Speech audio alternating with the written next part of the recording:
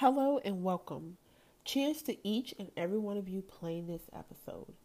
Don't forget to stay in the know, to look out for our social media posts on Facebook and Instagram. The links are in the episode notes. Hello, everybody. I am back with another episode as promised.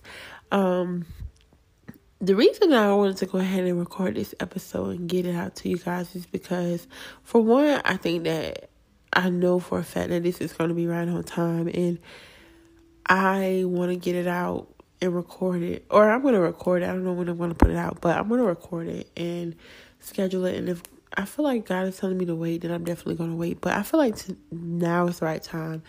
I was having a conversation yesterday with one of my friends, and we were talking about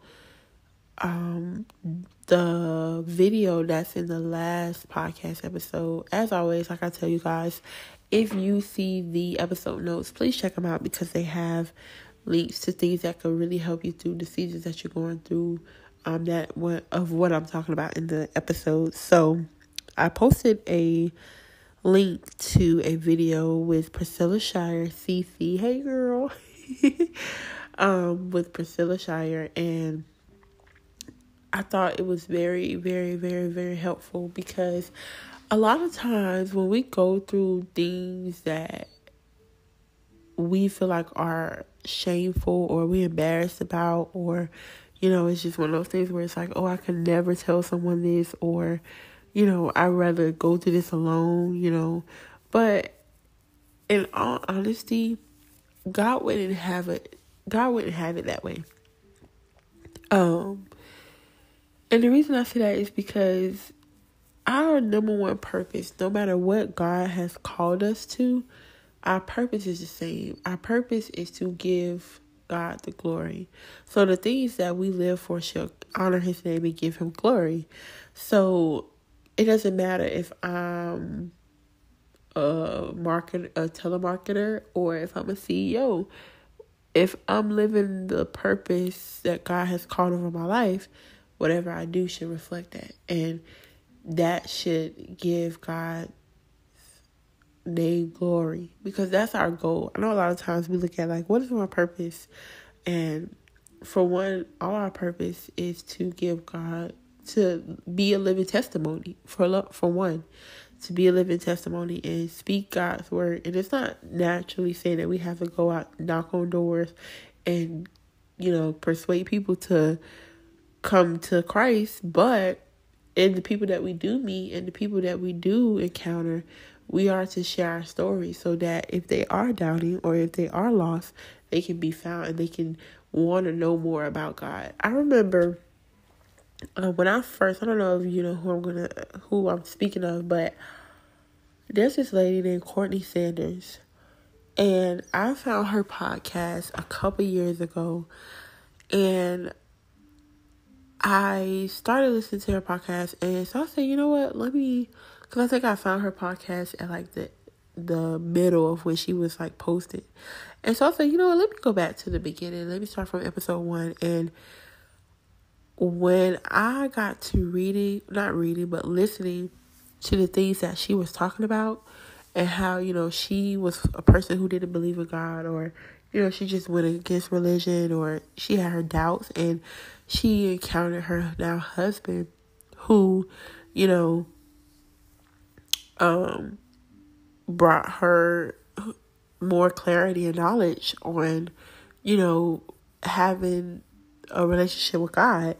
And she was able to ask questions that she didn't understand. She was able to just be herself, and it was okay to not know. And, I think that's awesome, because a lot of times believers in the church put a lot of pressure on other people when they don't know what we typically suspect. I can't talk today. When people don't know what we suspect them to know as believers, people shame you. People, even the church, people in the church, most importantly, old folks, they'll shame you. But I think that's why a lot of people, and this is just my opinion, don't shoot the messenger. This is just me talking at this point. I think that a lot of people don't really have a good relationship with God because of people.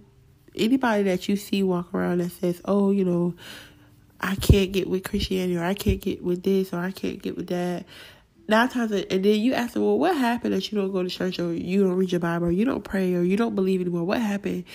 And 90% of those stories, for my experience, have been things that happen in the church or with people associated with believing, and they made them feel shamed. They made them feel guilty. They made them feel unwanted, unclean, impure, belittled. A lot of things go into play with that. And I think that I'm doing all this right now. I didn't even tell you guys what the topic was. So today's topic is being the light through the darkness. And the reason I titled it that is because I think about, I remember when I lived in Atlanta and I met this guy that I used to work with. And one day I was picking him up for work, and just out of the blue, we're in the car, I think listening to music, listening to the radio at the time. And he says out of the blue, he looks at me, and you know how you can see somebody looking at you at the corner of your eye? So I see him looking at me at the corner of his eye. And so I'm just driving awkward, because I'm well, this is weird. But I'm okay, well, maybe he's going to say something. So he was you just seem like a person that prays a lot. And I was just what? Huh? And so he's no, don't get offended. And I was I'm not offended, but I want you to explain what do you mean?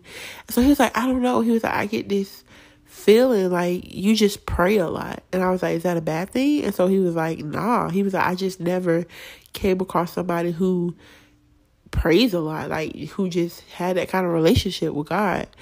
And honestly, that was one of the best things that I could ever hear, because it's just even in my imperfections, even though I'm human, even though I mess up every day, even though I'm a sinner, even though I'm me, even though, whatever that looks like, even though I'm still able to let God's glory shine through me. And I was just that blessed me, because he didn't know that I had a lot going on, He didn't know that it was a struggle for me to get up in the mornings. And here I am going to a job that I hate, where I had to deal with racism. And he was black as well, so we both had to deal with it. And it wasn't this wasn't one of those companies where they hid it. It was well known that they were racist. And we had it was probably 3 or 4 black people at this specific location that I worked at. But overall, the company was racist. So I was he was having issues with his car. So I was well, you know what? Where do you live or whatever? And he was oh, I live, not too far from here. So I was okay, well, until you get your situation figured out, I'll help you. I'll come pick you up or whatever. And I did that because I was just my thing is, for one, he's a black man. For two, this is what people who have issues with racism or have issues with feeling oh, well, you can walk, or it's just beneath you to be able to get to work. So I was just you know what, I don't want you to be another black man in this corporation and you lose your job, or they basically make it hard for you, then you get fired because you can't get transportation to work or whatever. So yeah, we're on our way to work, and it's just so crazy, because just telling that story, I feel like one of those persons or people living back in 1958, because it's so crazy how real racism is in this world, and I just think that it's just about love. You have to love on those people, because I think that comes from just a lack of knowledge, and maybe something that someone did to them, or something that someone did to somebody else and then they passed it on. It's learned. It's not authentic. It's learned. So anyways, it ain't no political black color, white color thing. We ain't doing that. But I'm telling this story. I love everyone equally, because I don't see color, I see people, and I see people for what they are and who they can be, and it doesn't matter what color you are. That never mattered to me. But And that's why I think too, I'm not going to say it was easy for me to work in these kind of environments but I don't know, I feel like I had something to prove. Like, I deserve to be here just as well as you, and he deserves to be here just as well as you. And so, here I am just trying to be a helping hand in a time of need when I couldn't even really help myself, if I'm being honest. And this man was able to see that I could be a light through his darkness, even though my own tunnel was dark, and then in that moment, honestly, he was the light for me, because I was like, that stuck with me. That happened in 2017. It's 2020, and I still remember that day like it was yesterday, because I remember I got chills down my spine, like, just thinking about what he said, because I'm like, nobody has ever told me that, like, and I was telling my friend too, I said, it's funny that people associate being a believer or being a Christian or being Baptist or being whatever you are, people associate that with, oh, you feel like you better than everybody. Oh, you judgmental. Oh, I can't say how I really feel around you. Or I can't tell you what I did last night around you because you're going to judge me. And that's not even what it is. Like, that's not what it is at all. But that just comes because that's the kind of people they interacted with, who were walking around claiming to be of God. But that's nothing like God. That's nothing like Jesus. And so, I don't know. I just wanted to send this message out to let everybody know to just be a light in somebody's day, even if it's your own day. And I'm telling you, once you light up somebody else's day, that light will be reflected back to you. And be the reason that somebody at least tries God, tries Jesus, or turn their life over to Christ. Be the reason that somebody asked questions that they didn't know the answer to and they were comfortable. Be available for the person who wants to be able to have a relationship with God but don't know how to, or want to go to church but scared to ask because they're not going to be accepted. Because I remember, like, being a young adult, and even being younger, like, I always, like, my family, we went to church, and when I was living on my own, I still went to church, and I did the best I could. And I know a lot of times, excuse me, I am tired, you guys. But a lot of times, people just, I don't know, people didn't ask me to go certain places or do certain things. And I'm just like, okay. I didn't get offended because I'm like, at the end of the day, I realized that it's just some places. I wasn't into all that. Like, I didn't go to the clubs when I was younger. I went to, like, maybe 1 or 2 clubs. And I went to, like, when I got older, I started hanging out with, like, older folks. Like, I love hanging around old folks. Like, they're an older, mature crowd, some of them. And they just know how to have a good time. And I remember there was, like, these 2 clubs that I went to in Atlanta. And I had a great time. One of them was, like, a mixed crowd. But the second one, it was, like, literally legit old people in there. And I had a ball. I'm like, this is somewhere I can trust to just come in after work. Because at the time, I was living in Atlanta by myself. So I was like, this is somewhere I could literally get dressed, come to, hang out by myself, have a good time, and come home. And it was, like, right down the street from where I lived. And so I'm okay with that, And I remember for the longest just looking for a church home and, just feeling like I was never going to find that. And that's why, like, I remember, like, I tell people all the time, I don't play about, like, going to other people's churches. Like, I just don't play about that. Because, for one, everybody ain't talking about Jesus. You know what I'm saying? Everybody ain't talking about the same God you're talking about. So, I don't play with my spirituality that way. Because my thing is, I know how it took me years to find my church. It took me years to have a relationship with God that I have now. And for me to just step out and be playing in somebody else's playground, to be vulnerable to anything, demons and stuff like that, I just don't take well to that, because that stuff is real, you guys. Like, people be trying to, like, downplay it, but it's real. Like, just like the devil is real, and he ain't wearing no pinch or no horn, like, he is real. And my thing is, he used to be an angel. He's a fallen angel. So it's just like, please don't sit here and try to tell me, like, this stuff is, oh, you overthinking. No, because I remember going to a church and feeling so uneasy about it. And just for me, and I was like, you know what?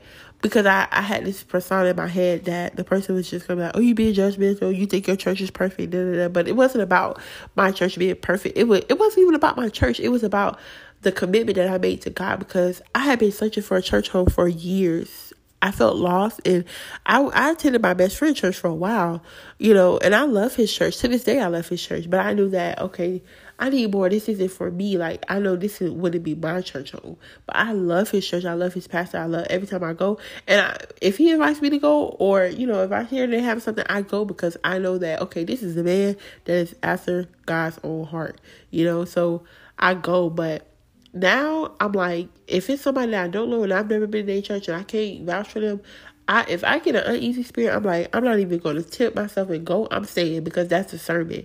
And I should have followed my mom the first time that I felt uneasy and I had discernment about going, and I went anyway. And I was just like, oh no, like, what is this? Like, this is not of God. And I don't know. There's something about just being able to just walk and knowing, So I think that it's just important to be able to just live and tell your story, regardless of what it looks like, and not being ashamed of that, because somebody out there may be trying to hear it, or somebody may be wanting to ask you, or been looking for somebody to talk to about finding a church home, or just opening up about how they feel about Christ and or just to talk in general. My thing is, we ain't no salespeople. You don't have to push God on nobody. But if they're open, if they want to know, let them know. And sometimes even just you being obedient, the blessings that you have, or when you're at in life, people see that and they're like, well, God, you're going through so much, but you're still smiling. You had a rough day, but you still make it through. How do you do that? And if you say it's through the blood of Jesus and he's giving me strength, and people going to want to know, where does that come from? What is that? How do I get that? And they're going to start seeking God, So the only thing I hate about this is that a lot of people put a lot of fluff out here when it comes to God. Like, they'll say, oh, I remember, like, for the longest, people had this, pay your tithes and all your things are going to go away, all your problems. And so I started paying my tithes, like, faithfully, because I was like, you know what, I don't want to go through no more turmoil, no more this. And it took for me to really start getting into the word and talking to God to know that is not true. The word itself says, no weapon formed against you shall prosper. But it did not say the weapons wasn't going to try to form. It wasn't saying that you wasn't going to go through trials and tribulations. You will be tested. You will be tempted. And so I'm just like, and I remember telling you once, I remember one of my friends was just like, I'm going through this stuff. And I said, well, did you pay your tithes? Y'all, that's me slapping my knee, because that's just how ignorant I was. Like, I literally remember that day. I was like, girl, did you pay your tithes? Because once you pay your tithes, like, God's going to handle it. But I know that, like, I'm not going to sit here and say that that's not true to a certain extent, because when you give God your first fruits, God will make sure all your needs are met. And even when you don't, God still provides. He still makes a way. So it's like, don't tell people, pay your tithes and everything's going to be all right, or just pay them. No, that's not all true. Like, tell the truth. Like, and also what I do is I tell people to read the word themselves. Like, there's nothing like hearing the sermon. Like, you can hear 3-4 pastors speak on the same sermon, and it can all be 3-4 different things, because the word speaks differently to everybody. And then it too varies, because sometimes you can read one passage and then read it again, and you will get something that you never got before. So you have to read it and interpret it on your own. But I just wanted to put this out here just to be a light to somebody, because there's people out there who may need a you in their life, and not to just preach to them, but to be there, to love on them, to be there and encourage them. And if that's you, I know that's you. You have to you don't have to even do anything. Just be you, and just be open more about your story, and being firm in your story, and blessing other people's lives with your story, because that's what God gives us the story for. It's a testimony for a reason, and it gives God glory to be able to share your story. And I used to walk in the shame of a lot of things that I've been through, but now I walk and I tell those stories, and I don't ever forget to mention how God brought me through them, because even when I sit here today and record this, I'm going through a lot, but I still remember what God brought me through and how far I've come, and he would never forsake me. So be a blessing and a light into somebody else's. Let somebody look at you and say, you just a woman that prayer. You just a man that's after God's own heart. Be that man. Be that woman for somebody else. So I love you guys. I'll talk to you guys on the next podcast. Bye. Thank you for listening. I hope you stay tuned for more episodes. Remember, being grateful makes you gorgeous.